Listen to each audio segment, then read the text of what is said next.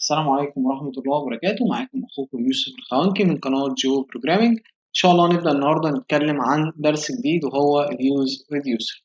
بس قبل ما نبدأ ندخل في تفاصيل يوز ريديوسر ونبدأ نكتب كود، تعالى نبدأ نتكلم في نظرية كده نفهم بيها الفكرة قبل ما نبدأ إن شاء الله.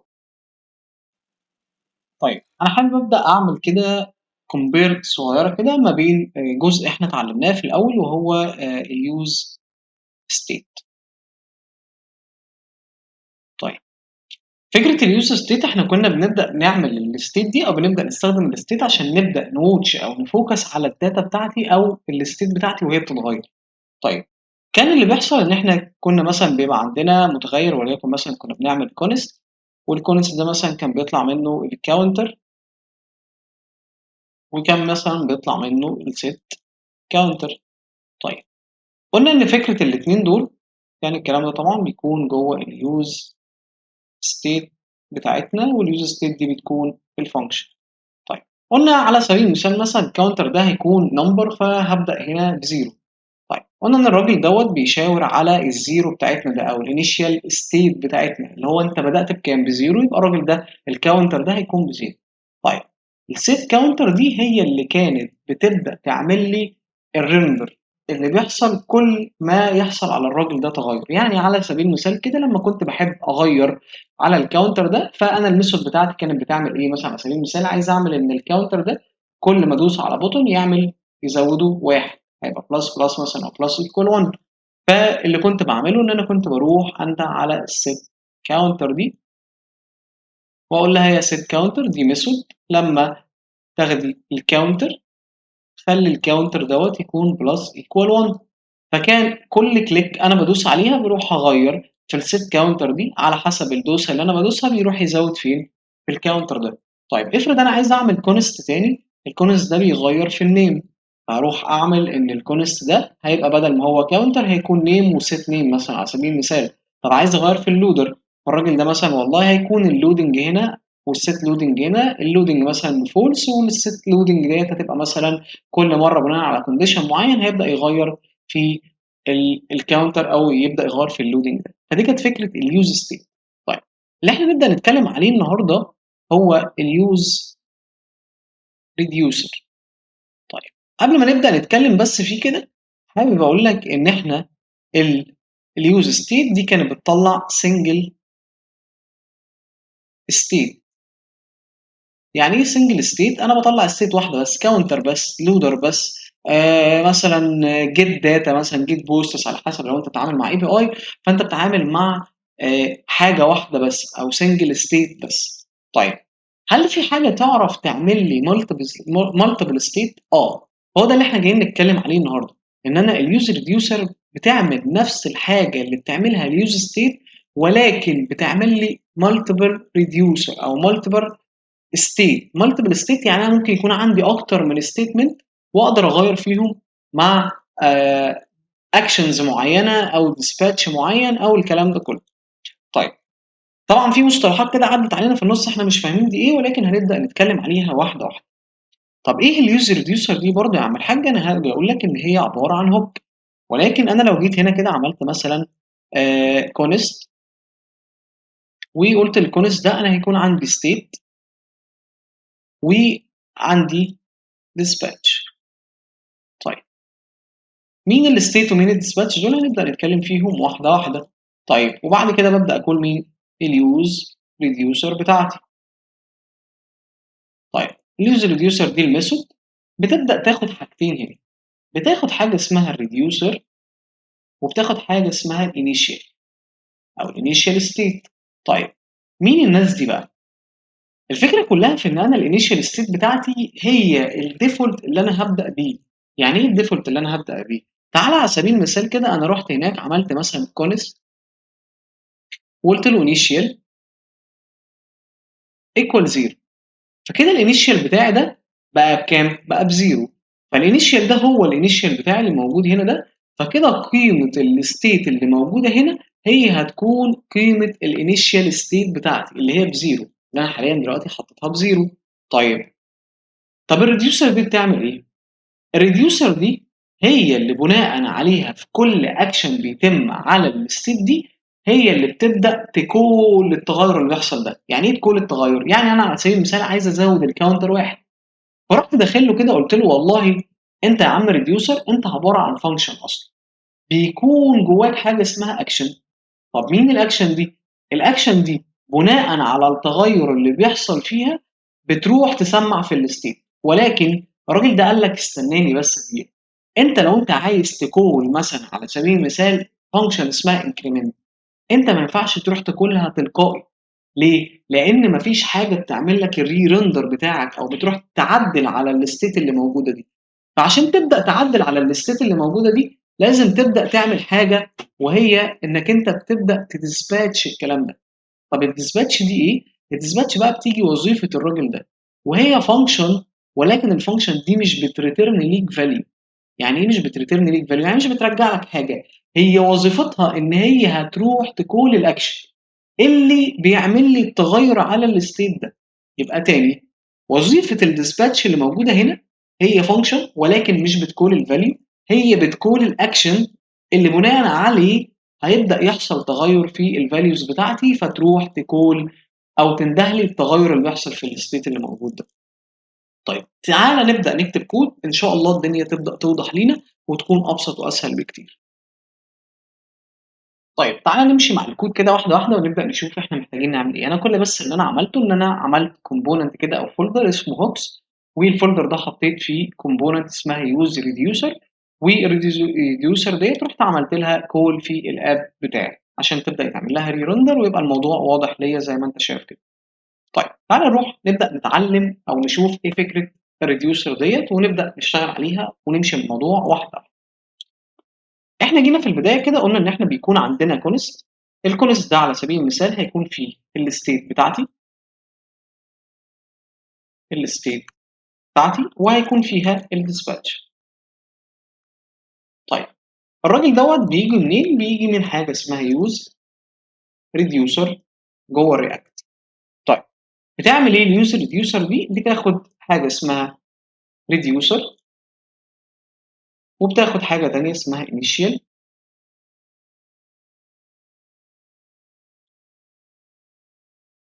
initial state بالشكل ده. طيب لو انا فضلت على الحال دوت كده ورحت قلت له وريني كده الكونسول، هتلاقي ان هو بدا يضرب معاك ايرور، بدا ان هو يقول لك اصلا مين الريديوسر دوت، وكمان شويه هيقول لك مين الديسباتش ده لان او الانيشال ستيت دي، لان هو مش هيبقى فاهم الكلام ده كله. فاحنا على سبيل المثال كده باجي اقول له كونس هات لي الانيشال ستيت بتاعتك خليها بتيكوال 0. طيب انا لو جيت دلوقتي ناقص لي الريديوسر ده. طب مين الريديوسر ده؟ قلنا الريديوسر دي هتكون عباره عن فانكشن اسمها ريديوسر. الفانكشن دي بتاخد مني حاجتين، بتاخد مني state وبتاخد مني action. طيب خليك ماشي معايا واحده واحده وان شاء الله الدنيا بالنسبه لك هتبقى سهله وبسيطه. طيب الفكره كلها ان انا عايز اتابع التغير اللي بيحصل على الكاونتر اللي موجود عندي ده. طب هبدا اعمل الكلام ده ازاي؟ انا عايز الاكشن يعني التغير اللي بيحصل على الكلام ده اللي هو مثلا if condition. لو انا مثلا الراجل دوت قال لي انكريمنت يبقى الراجل ده هيزود، لو قال لي تكريمنت يبقى الراجل ده هينقص، الراجل ده والله قال لي تشينج نيم يبقى الراجل ده هيغير في النيم. فده الاكشن بتاعي. فاحنا عايزين نعمل زي كونديشن كده بسيطه هنا، نبدا نوتش على الاكشن ده في تغيراته. فابسط مثال ممكن نعمله اللي هو السويتش كيس، ممكن نقول له هات لي الاكشن هنا، عايزك تتابع لي الاكشن. والراجل ده والله لو الكيس بتاعته بقت مثلا على سبيل المثال increase، ساعتها انا عايزك تبدا تعمل لي حاجه معينه هتريتيرن مين؟ الستيت بتاعتي دي. طيب هل الستيت بس وهسكت؟ طب ليه الستيت بس وهسكت؟ لان انا الانيشيال بتاعتي هي الستيت دي. يعني انت كده اكنك بتقول له ايه؟ شايف هي الستيت دي زي الستيت دي بالظبط كده. انا بقول له روح هات لي الستيت اللي هي بكام؟ طب ما تيجي نتاكد انا وانت كده قبل ما نبدا نعمل الكلام ده كله. تعالى كده نقول له console.log للستيت ونشوف هل الراجل ده فعلا هيرجع لي زيرو. طب تعالى كده نعمل ريفرش. ده فعلا الراجل مطلع زيرو. طب انا عايز اتاكد معلش يعني قول لي كده الستيت هنا وانده لي هنا كده الستيت. عشان بس نتاكد كده ونبقى عارفين ان الزيرو ده جاي منين. هتلاقي ان الراجل ده بيقول لك ستيت بزيرو. حلو. يبقى انا كده الفكره كلها ان الستيت اللي بترجع لي من اليوزر ريديوسر هنا ده هو الانيشال ستيت، هو نفسه الستيت اللي بتكون راجعه لي منين؟ راجعه لي من الفانكشن بتاعت الريديوسر اللي بتبدا تقولها اليوزر ريديوسر هنا. يبقى الستيت بتاعي ده هو الستيت الاساسي، او اللي هو الانيشال فاليو بتاعتك اللي موجوده هنا دي. يبقى الراجل دوت الستيت ديت انا بقول له والله الراجل دوت لو انكريس او الراجل ده هيزود هات لي الستيت. طب عايز تعمل ايه في الستيت؟ قلت له بلس 1، عايزك تزوده واحد. طيب جميل جدا. يبقى انا كده في اللحظه دي انا بقول للراجل دوت والله الريديوسر بتاعتي دي لو الستيت بتاعتي او الكيس بتاعتي انكريز يعني نوعها زياده، عايزك تبدا تعمل ايه؟ تنده على الستيت وتزود عليه واحد. طيب هكول ده ازاي؟ تعالى كده على سبيل المثال نقول له هنا مثلا اتش 6 نحط فيها الكلام دوت اللي هي اليوزر. وتعالى هنا نقول له كده كاونتر ريديوسر بالشكل ده، والكاونتر ريديوسر ده احط فيه الكاونتر بتاعي او اللي هو الستيت بتاعتي. طيب مين الستيت دي؟ اللي انا لسه طابعها من شويه كانت طالعه لي بزيرو. طيب تعالى كده نتاكد، هتلاقي ان الراجل ده قال لك ان الكاونتر ريديوسر بتاعك بزيرو. طيب جميل جدا. محتاجين نعمل ايه تاني؟ انا محتاج كل دوسه يدوس عليها ينادي على الفانكشن ده او ينادي على الاكشن ده. هيعمل الكلام ده ازاي؟ هنيجي نعمل بوتون هنا كده، والبوتون دوت مثلا هنسميه increase counter بالشكل ده. طيب الانكريس كاونتر دي لما يدوس يبقى انا اعمل ايه؟ اون كليك. طيب لما يقوم كليك حضرتك هتعمل ايه؟ انا عايز ابدا انده الاكشن دوت. طب انا قلت دلوقتي من شويه ان الاكشن ده انا مش هقدر اتعامل معاه تلقائي. ففكره ان انا ابدا اغير في الاكشنز اللي موجوده هنا موجود عشان يبدا يعمل الكلام ده الراجل اللي اسمه ديسباتش ده الفانكشن دي. طيب الفانكشن دي بتعمل ايه؟ الفانكشن دي مش بتريتيرن ليا اي فاليو، هي فكرتها الوحيده ان هي بتروح تكون الريديوسر اللي هو الاكشنز اللي بتتم هنا عشان تروح تعمل او الريديوسر ده يروح يغير فين؟ في الستيت اللي موجوده دي. طيب فانا هبدا اكول فانكشن هنا والفانكشن دي هبعت لها حاجه.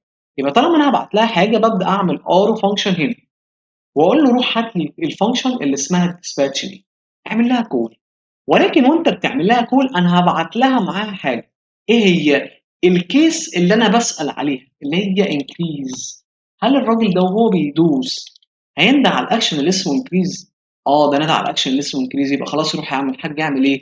ريتيرن لي الستيت بتاعتك بلس 1. طب تعالى نسمي الله كده ونجرب وان شاء الله الدنيا تكون ماشيه معانا وتكون صح. لو انا دوست على انكريز كاونتر هتلاقي ان الراجل ده بيعمل ايه؟ بيزود واحد. الدنيا تمام ما فيهاش مشكله. طيب تعالى نركب ونعمل مثال تاني. اقول له هنا ان انا عندي فيه كيس تانية ان الراجل دوت لو عمل ايه؟ لو عمل بدل انكريز خلاها ديكريز. طيب يبقى الراجل ده ساعتها هيعمل ايه؟ هيروح يعمل ريتيرن للستيت اللي هي الانيشال فاليو بتاعته اللي هي على اساسها دلوقتي انا واقف فين. يعني انا دلوقتي زودت 4 من شويه يبقى الانيشال ستيت بتاعتي بكام؟ باربعه. بدل الزيرو اللي موجود فوق ده بقى 4، بقت الستيت دي باربعه والستيت دي باربعه، فهو دلوقتي معاه الاربعه. قلت له والله نقص منها واحد. طيب جميل جدا. دلوقتي كده لو انا جيت هنا قلت له تعالى بقى نعمل بوتون تاني، البوتون ده فيه ديكريز الكاونتر بالشكل ده، وقلت له عايز لما ادوس عليه ادي الاون كليك حضرتك هتروح تعمل لي اورو فانكشن هتندهلي على الديسباتش. طيب الديسباتش دي فانكشن بتاخد منك هنا نوع الاكشن اللي انت عايز تسال عليه، فقلت له نوع الاكشن بتاعي اللي هو ديكريز. طيب تعالى نشوف ادي الديكريز ان شاء الله الدنيا تبقى واضحه بالنسبه لك ما يبقاش فيها اي مشكله. هنعمل ريفرش قلت له هنا ادي الانكريز شغال معايا زي الفل، وادي الديكريز وانا بدوس برده الراجل ده بيعمل ايه؟ بينقص واحد. كده احنا نبقى وصلنا ان احنا اشتغلنا او قدرنا ان احنا نغير في الستيت عادي جدا وبشكل بسيط. ولكن الموضوع فيه لفه شويه وهي حته الديسباتش والريديوسر دي. طيب ايه الميزه اللي الراجل ده قدمها لي بالعك اللي احنا بقى عمالين بنشوفه ده؟ مع انه مش عك لان احنا بنتكلم دلوقتي في شغل انا عايز ابدا اعمل ستيت بتغير لي في كل الكلام دوت، تغير في اكتر من ستيت مش شرط ستيت واحده بس، لا ده كل مره بتعملي نيو ستيت. طيب الفكره بقى كلها هنا ان انا هبدا افكر تفكير. افرض انا الكاونتر ده مش عايزه يزيد 1، عايزه يزيد 5، عايزه يزيد 10، عايزه يزيد 20 على حسب ما هو يزيد. فالفكرة هنا اللي أنا عامله ده مش هينفع معايا خالص. ليه؟ لأن أنا هنا محتاج إن أنا أغير في نوع الفاليو أو نوع الأكشن اللي هيحصل. أنا مش عايز الواحد دي تكون ثابتة، أنا عايز الواحد دي بناء على الديسباتش اللي هيحصل هنا أغير في النوع بتاعه. طيب فدي بنسميها كومبلكس ريديوسر او كومبلكس يوز ستيت يوز ريديوسر. طيب فالكومبلكس بمعنى ايه؟ بمعنى ان انا يبقى في عندي اكتر من حاجه، او يبقى عندي حريه ان انا اقدر اغير في الاكشن باي نوع، واغير في الستيت بايا كان الشكل. ففي الحاله اللي زي كده انا مش هينفع خالص ان انا اتعامل مع الانيشال ستيت بتاعتي كده. انا عايز ابدا اتعامل مع الانيشال ستيت بثوابت كده، او بمعنى اصح باكتر من نوع. يعني على سبيل المثال كده ان انا هيكون في عندي كاونت، ده الكاونتر بزيرو. طيب وعندي نيم مثلا، والنيم ده مثلا هيكون بيوسف. فدلوقتي انا عندي اكتر من حاجه. طب كمان شويه يبقى عندي مثلا بوستس، وهيكون بقى الري. كمان شويه مثلا هيبقى عندي اكتر من حاجه على حسب بقى انت الستيت اللي انت عايز تغير فيه. بقى دلوقتي انا البوستس دي برجع فيها بوستات، النيم ده انا بتابع التشينج بتاعه بناء على انبوت معين، الكاونتر ده بناء على تغيرات جوه البوتونز اللي هتحصل. طيب حلو جدا. دلوقتي اللي انا عملته ده كده، لما هبدا اتعامل بالكومبلكس كده او بالشكل ده، ان انا يكون عندي اكتر من مالتيبل ستيت بالمنظر ده، الفكره كلها دلوقتي ان انا بقيت بتعامل مع اوبجكت. طيب فتعاملي مع الاوبجكت هيكون ازاي جوه الريديوسر، وهيكون ازاي مع الستيت؟ دلوقتي انا لو رحت هناك كده وجيت عملت ريفرش، الدنيا بالنسبه لي ضربت. طب ليه ضربت؟ لان الستيت دلوقتي بالنسبه لك ده بقى الديفولت، او الانيشال ستيت بتاعتك بقت عباره عن اوبجكت. فانت ما ينفعش تروح تقول له اعرض لي اوبجكت تاني. طيب امال شفت الستيت ده، الستيت ده بيروح يشاور على الاوبجكت بتاعك. عايز تجيب منه مين؟ عايز اجيب منه الكاونتر. فانا اقول له ستيت دوت كاونتر. تعالى كده نشوف. لو انا جيت عملت كده ريفرش، هتلاقي ان الكاونتر بتاعك فعلا رجع بزيرو، ولكن طبعا في ايرورز. يعني الايرورز دي لان انت بقى في عندك في ريديوسر اصلا وانت بالديسباتش هنا الموضوع راجع لك فيه مشكله. نفس الفكره هنا برضو الستيت بتاعتك دي، هل انت عايز الستيت كاوبجكت؟ لا، انا عايز منه مين؟ عايز منه الكاونتر. طيب تعالى نعمل ريفرش كده. انا الحمد لله الدنيا بقت معايا في السليم والدنيا زي الفل، وادي الكاونتر بتاعك رجع. طيب لو انا جيت عملت انكريز، بص كده ايه اللي حصل؟ بقت باندفايند، فطبيعي ما بقاش فيه اي حاجه. لو عملت انكريز تاني هتلاقي ان الستيت بتاعتك هتطلع طول ما هي بتدوس بتعمل ايه؟ اندفايند، لان هو دلوقتي ما بقاش قادر يشوف الديسباتش بتاعه. انت بتقول له انكريز، بس انكريز لايه بقى؟ هو مش فاهم الكلام ده كله، لان انت بالنسبه لك هنا تعاملك كله مع اوبجكت. طيب عشان احل المشكله دي، انا ببدا اروح للاكشن بتاعي ده وبقول له والله انا هبدا اديك تايب، هديك نوع. طب وبعدين بعد ما اديك نوع، الفكره كلها ان انا هنا لما هريتيرن مش هريتيرن الستيت بلس 1، لا، ده انا هبدا اعمل ايه بقى؟ اقول للراجل ده انت هيجي لك اوبجكت، هتريتيرن ليه اوبجكت. الاوبجكت ده هيكون فيه الكاونتر. طب مين الكاونتر ده؟ اللي هو الراجل ده، ده هيبقى الكي بتاعي. طيب وهتغير في مين؟ في الستيت دوت كاونتر بلس 1. طب ليه يا عم الحاج انا عملت الكلام ده؟ لان انت هنا بتتعامل مع اوبجكت، انا عايز اشيل الاوبجكت اللي موجود ده واحط الكلام ده مكانه. طيب تعالى نشوف. اقوم انا داخل كده وعامل ريفرش ونجرب. انا عملت انكريز، الراجل ده ضرب برضه. طب ليه يا عم الحاج ضربت؟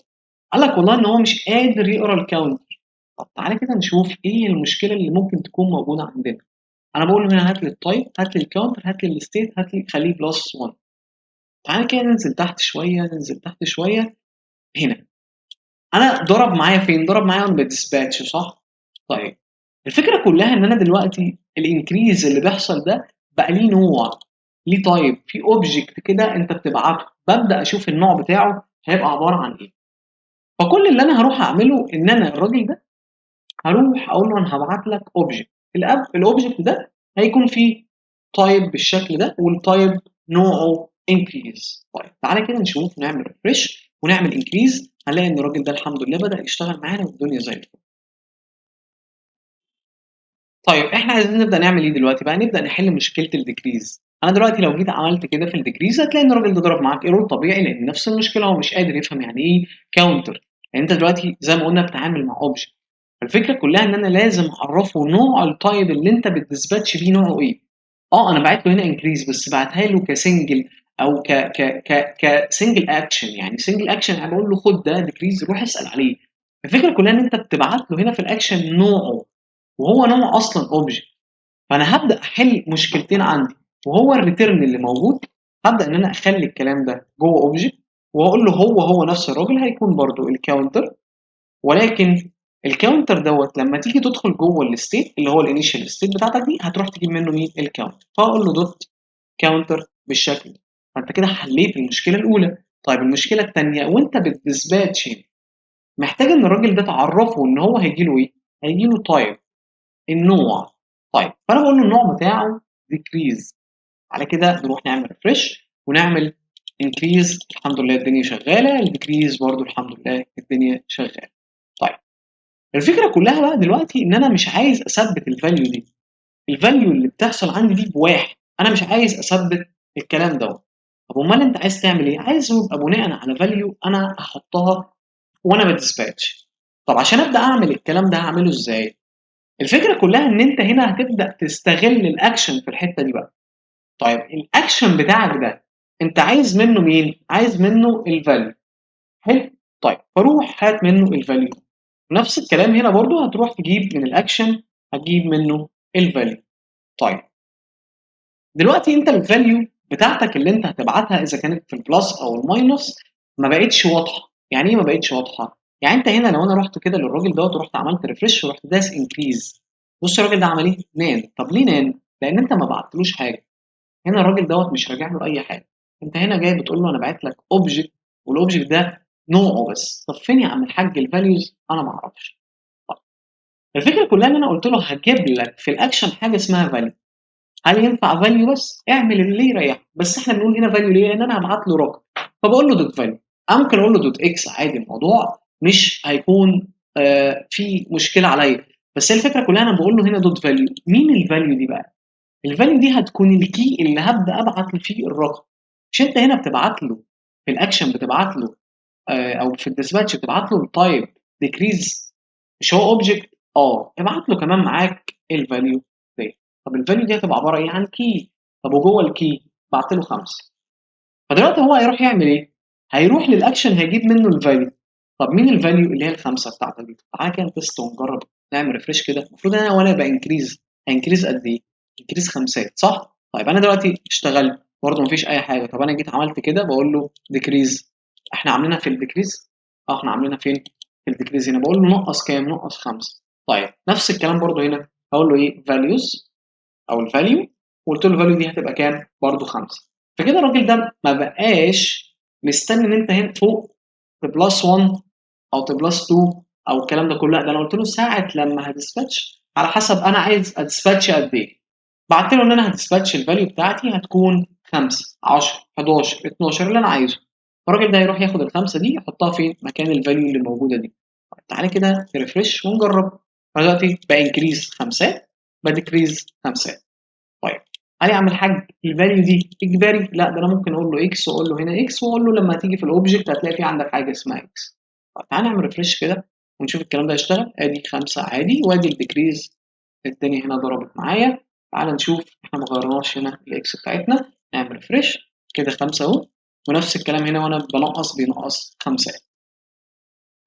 طيب تعالوا نعمل تطبيق تاني كده، وهو ان احنا نحاول نغير في نوع الاكشنز اللي احنا بنعمله. مش شرط ان هو يكون اون كليك، حاجه زي مثلا الاون تشينج كده بحيث ان احنا نكون عدينا على اكتر من سيتويشن.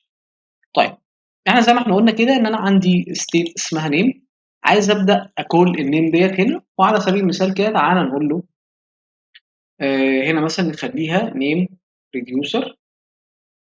وهنا بدل ما كنت بكول الكاونتر هكول النيم اللي جوه الستيت. طبعا هنا بدخل جوه الستيت دي وبقول له روح هات لي منها النيم. طيب تعالى كده نشوف نعمل ريفرش.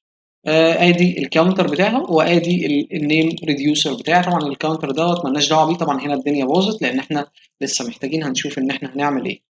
طيب بس الكاونتر بتاعي الدنيا شغاله فيه ما فيهاش اي مشكله. فانا هبدا اعمل كيس ثانيه كده. الكيس ديت لو انا قلت له الراجل دوت تشينج للنيم، ساعتها عايزك تبدا تعمل لي كونديشن معين هنا. طيب الكونديشن هيكون عباره عن ايه؟ هيكون عباره عن ريتيرن لاوبجكت، الاوبجكت ده هو النيم بتاعي. طب هل النيم بس وهسكت؟ لا، انا محتاج ان انا هغير في الفاليو اللي هتطلع لي. طب الفاليو اللي هتطلع لي دي هجيبها منين؟ هي دي بقى النقطه، انا عايز ابدا اشوف هبدا اعمل ده ازاي. انا هنا بقول له النيم، فطبعا انا هنده على فانكشن، في فانكشن بقى تعمل الكلام ده. فهقول له ايه بقى؟ فين الفانكشن بتاعتك اصلا؟ مين اساس الفانكشن ده؟ اللي هي الاكشن بتاعتك. فاقول له روح للنيم ده، حط فيها الاكشن دوت ايه بقى؟ دوت الفاليو. طيب فكر مع بعض واحده واحده. انا بقول له هنا اكشن دوت الفاليو. طب بقول لك ايه، عشان ما نتلخبطش بلاش الفاليو عشان ما تعملكش كونفليكت معاك وانت بتتفرج عليا دلوقتي. انا بقول له هنا النيم، هات لي الاكشن دوت الفاليو. طب بلاش الفاليو دي، تعال نقول له مثلا النيو نيم، بحيث ان الموضوع يبقى يونيك شويه بالنسبه لك وواضح. فانا بقول له روح جوه الاكشن هتلاقي الدوت نيم. فاكر هنا انا كنت بقول له اكشن دوت اكس، يبقى انا كده عملت ايه؟ كريت كي جديده. الكي دي اسمها ايه؟ اسمها نيو. طيب تعالى كده نمشي مع بعض واحده واحده، وهاجي تحت تحت النيم بتاعي ده وهعمل انبوت كده. طب الانبوت ده عايز اعمل ايه؟ عايز اقول له والله لما اعمل اول تشينج عايزك تبدا تنده الديسباتش بتاعك. ادي الديسباتش. طيب هتعمل ايه بقى في الديسباتش دي؟ الديسباتش هنا بيتبعت لها حاجتين، اللي هو الاوبجكت بتاعي اللي هيبقى نوع التايب بتاعه هيكون التشينج نيم اللي احنا عملناه فوق ده. ابدا اقول له روح هات لي التشينج نيم ده، والناحيه الثانيه هبعت له المتغير اللي هو اسمه نيو نيم او الكي الجديد اللي انا عملته ده. طيب الكي الجديد اللي انا عملته دوت هقول له هبعته لك هنا وهيكون بيستلم فاليو. طب مين الفاليو بقى؟ انا عايز كل تغير بيبدا يحصل ابدا اخد الاي دوت تارجت دوت فاليو. فطبعا انا عايز اكسس على مين؟ على الاي دوت تارجت دوت فاليو. طيب لذيذ جدا. فانا بقول له هنا ايه؟ الاي دوت تارجت دوت فاليو. طب الاي ديت هنا معروفه في الديسباتش بتاعتي؟ معروفه في الراجل ده؟ لا، انا الار فانكشن اصلا اللي ببعت هنا اقدر ابعت لها الاي. دلوقتي انا بقول له ايه كده؟ هتجيب لي الايفنت انفو وهتكول الديسباتش، وانت بتكول الديسباتش هتبعت لها التايب اللي هو تشينج نيم عشان اقول له بقى ان انا بغير في النيم وما يحصلش الكونفليكت اللي حصل معايا فوق وضرب لي الدنيا. وهقول له ان انا عندي كي جديده اسمها نيم او نيو نيم. النيو نيم ديت هديها الاي دوت تارجت دوت فاليو. فكل اللي هيعمله ان هو هيروح اول ما يلاقي ان نوع التايب بتاعه تشينج نيم هياخد اوبجكت اسمه نيم او نيو نيم يحط فيها كل تغير بيبدا يحصل يسمعه فين؟ في الستيت بتاعته. طب تعالى نعمل ريفرش نسمي الله ونجرب. لو انا عملت انكريز الدنيا شغاله معايا وزي الفل. طيب لو انا جيت عملت كده الدنيا شغاله برده معايا وزي الفل. ولكن الفكره كلها ان هو عمل ايه؟ ضرب الاثنين مع بعض. طيب ليه اللي بدأ يحصل هنا؟ وليه التغير بتاع اللي بيحصل ده الراجل دوت ما بيعملش او مش بيقف عند الريتيرن؟ طيب تعال هنا نقول له الديفولت. عايز اقول له الديفولت هيريتيرن مين؟ الستيت. طيب تعالى كده نعمل فريش وتعالى نقول له انكريز انكريز انكريز انكريز. الراجل ده زي ما انت شايف عمل ايه؟ هنا برضو ضرب معايا نفس الفكره، ولو انا جيت عملت برضو هنا نفس الكلام هتلاقيه برضو ضرب معايا. طيب احل المشكله دي بقى ازاي؟ ازاي ابدا احل المشكله اللي بتواجهني؟ طبعا الديفولت هنا ان هو يرجعني للست نفسها، ده لو ما حصلش اي حاجه من دول يعني. فهي مش هتعمل معايا اي حاجه هنا لان انا مش محتاجها، ولكن برضو الديفولت تخليها للست عشان يرترن للست بتاعتنا وبس يعني. طيب الفكره كلها بقى دلوقتي ان وانا بكول الديسباتش ببعت لها التايب، التايبس دي تبدا تعمل كونفليكت مع بعضها، الدنيا بتدخل في بعض. طيب ليه الكلام دوت بيحصل؟ ان انت لما بتيجي تسأل على الاكشنز بتاعتك اللي بتحصل بتقول له والله في حاله الانكريز روح حط لي الاوبجكت ده.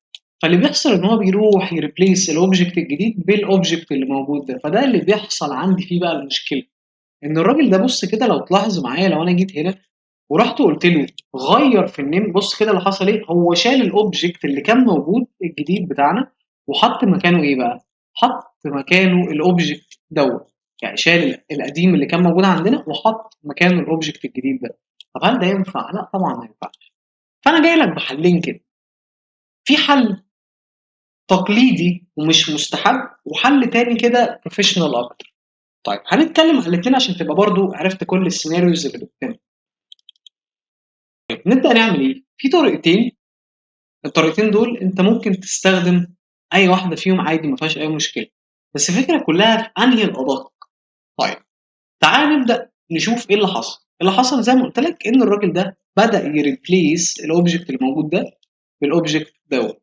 طيب قول لي السيناريو الاولاني. السيناريو الاولاني ان انا محتاج ان انا اقول للراجل ده والله لو انت بتغير في الكاونتر خد معاك النيم. هو النيم ده انا مش عايز اغيره، عايزه يكون ثابت، فاقول له هتروح للستيت تجيب لي النيم بتاعي. فبص كده لما اجي هنا كده واقول له روح انكريز، بص كده بقى بياخد مع النيم، فالنيم ثابت. بس لو انا جيت دلوقتي غيرت في الاون تشينج، بص كده ضرب في الرقم. كده انا محتاج اروح اعمل ايه؟ اهندل ده برده فين؟ في الاون تشينج. هقول له وانت بتقول تشينج روح هات لي الكاونتر، خلي الستيت دوت الكاونتر معاك برده. فدلوقتي بص كده لو انا رحت جاي هنا وغيرت في الاسم الكاونتر بتاعي ثابت وانا بانكريز برده ثابت، بس لو جيت هنا هيضرب. ليه؟ لان انت هنا مش بتاخد معاك مين؟ مش بتاخد معاك النيم. فانا محتاج اقول له ايه؟ برده نفس الكلام هنا، وانت رايح خد مين معاك؟ خد معاك النيم في الديكريز وخليه بالستيت دوت نيم بالشكل ده. طيب تعالى كده نسمي الله ونجرب ان شاء الله الدنيا كلها تبقى شغاله. دي بغير في النيم وبغير في الديكريز والانكريز، الحمد لله الدنيا شغاله معايا ما فيهاش اي مشكله. طيب جميل جدا. بس دي بالنسبه لي طريقه تقليديه جدا. افرض انا عندي اكتر من حاجه هنا، هل اجري وراهم بقى كلهم؟ افرض انا هيبقى عندي اكشنز كتيره بتحصل وعندي انيشال ست كتيره، فليه افضل الف وراهم كده؟ تعال نشوف بقى الطريقه اللي بعد كده ممكن نعمل ايه. هنمسح الكلام ده بقى خلاص مش محتاجينه، وتعال نبدا نشوف الطريقه الصح. الفكره كلها ان انا باخد ايه؟ باخد الاوبجكت ده بفرده. صح، انا بفرده بس بفرده بايدي بطريقه تلقائيه كده، او بطريقه يعني عشوائيه زي ما بنقول يعني. طيب اما احنا عايزين نعمل ايه؟ ناخد الاوبجكت ده نفرده. عايز اخد الاوبجكت ده كده واحطه هنا كده. بس انا لو عملت الطريقه دي انت كده خليت اوبجكت حطيت جوه اوبجكت بعد كده كنت كاونتر ده، كده الدنيا ضربت معاك وبوظت الدنيا خالص. انا محتاج اعمل ايه؟ اسحب منه الناس دي. طب اسحب منه الناس دي ازاي؟ مش ده بالنسبه لي الستيت حلو؟ يبقى انا احط الستيت بتاعتي. بس كده ستيل برضه انت بتعمل ايه؟ خدت الاوبجكت ده كله. عايز افرد بقى الداتا اللي جوه. بص كده خلي بالك كده، تقريبا انت سمعت المصطلح ده قبل كده، تفرد الداتا دي. طب افرد الداتا دي ازاي؟ ببدا استخدم هنا السبريت اوبريتور. السبريت اوبريتور هي اداه ببدا استخدمها بال3 دوت ديت قبل الاوبجكت او الاري بتاعي عشان ابدا اعمل ايه؟ اخد العناصر اللي جوه افردها في الاوبجكت ده او افردها في الحته دي. فكده اللي حصل هيعمل ايه؟ ان الراجل ده خد العناصر اللي جوه الاوبجكت فردها هنا. طب يا عم الحاج ده كده بقى عندي 2 كاونتر. بس الكاونتر بتاعتك دي هتعمل اوفر رايت مع كل تغير على الزيرو اللي موجود ده، فهتلاقي ان الاكشن اللي بيحصل اوفر رايت على اللي موجود. طب نفس الكلام اقول له ستيت وافرد لي الستيت هنا، نفس الكلام ستيت وافرد لي الستيت هنا.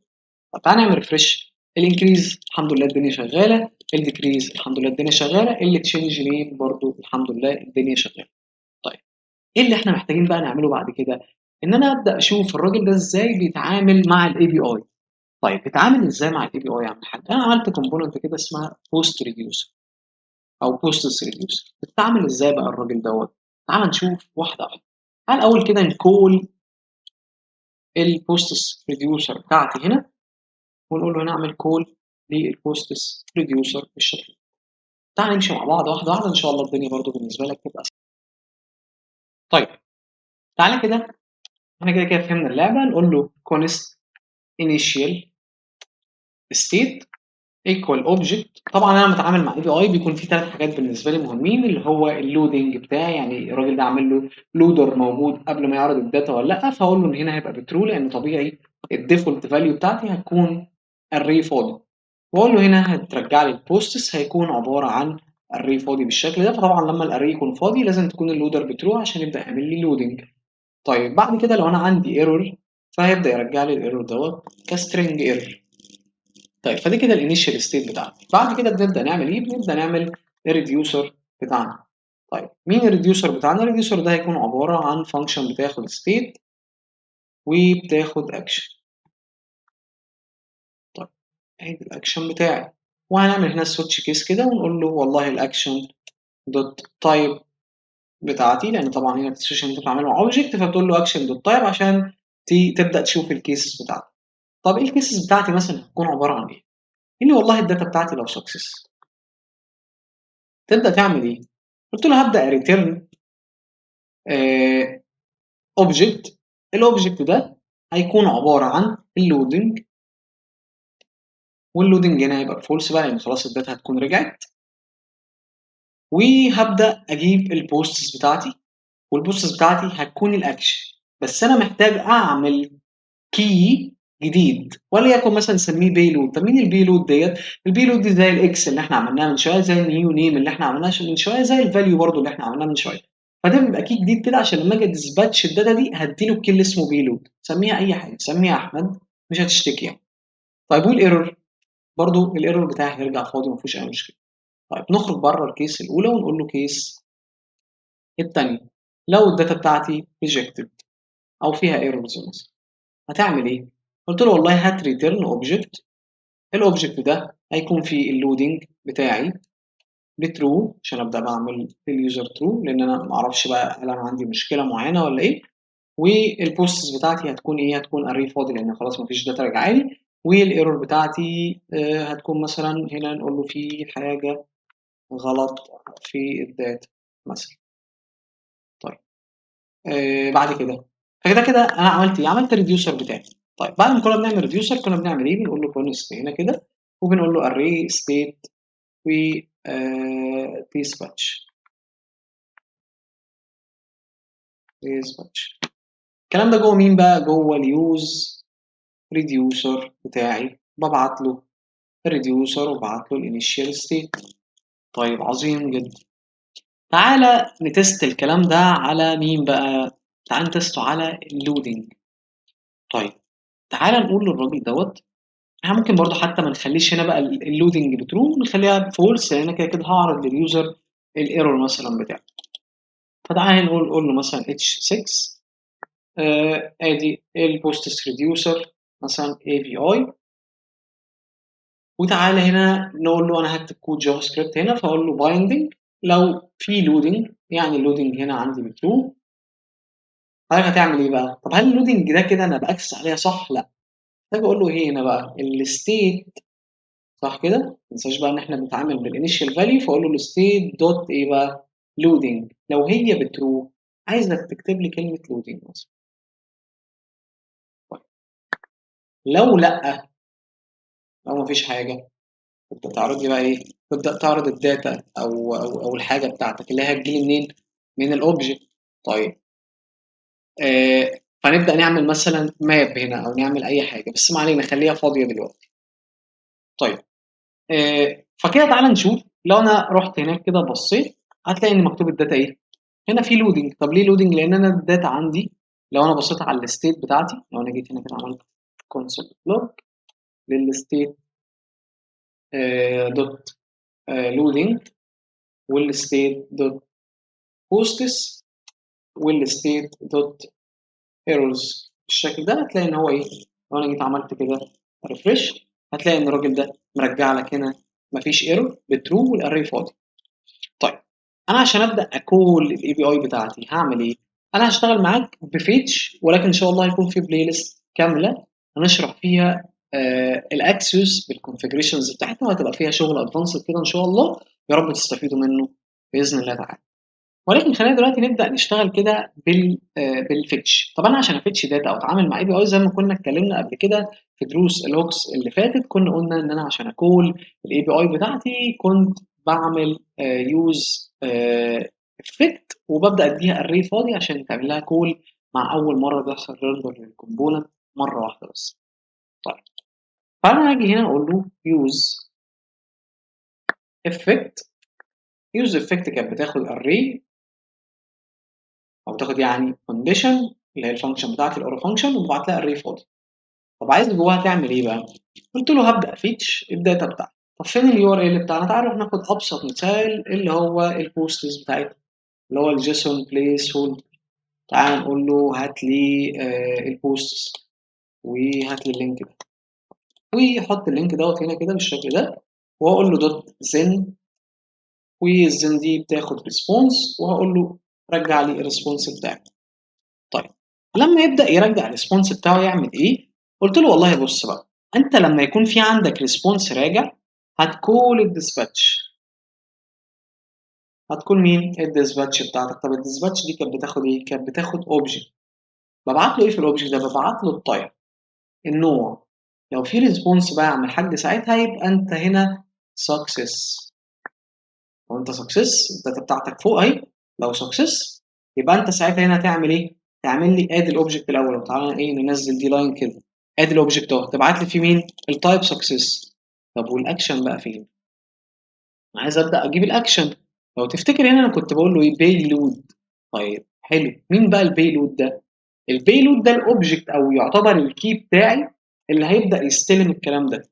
طيب فانا قلت له البيلود، طب البيلود دي هتاخد ايه بقى؟ قلت له هتاخد الريسبونس، الداتا اللي راجعه لي. حاجه نسمي الله ونشوف لو انا جيت عملت كده وجينا رجعنا للابلكيشن بتاعنا وعملت ايه الكلام ده. بص كده لقيت الراجل ده رجع لي ريسبونس اهوت، وانا محتاج منه مين؟ قال لي الستاتس بتاعتك 200، يبقى انا كده في داتا. بس كل اللي محتاجه ان انا اقول له هنا ايه؟ دوت جيسون. لو تفتكر كده اني كنت بحول او بطلب البادي من الريسبونس الموجود ده، فكنت بقول له هات لي الجيسون. فانا جيت عملت كده وعملت ريفرش، فدلوقتي بقى عندي ايه؟ في عندي بروميس. فكده دخلنا في قصه تانيه بتاعت الاويت والحاجات دي كلها. طيب جميل جدا. فاحنا ممكن نعمل ايه بقى؟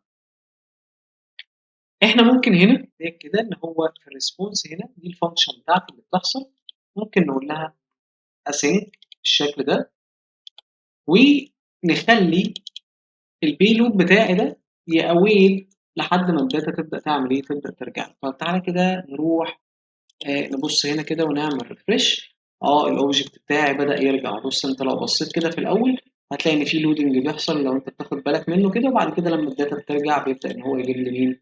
يجيب لي الداتا اللي موجوده. فاحنا ممكن نقول له هنا ايه؟ ممكن نعمل كده، نقول له هنا والله يبقى في لودنج، ولو ما فيش لودنج ممكن نعمل ايه بقى؟ نقول له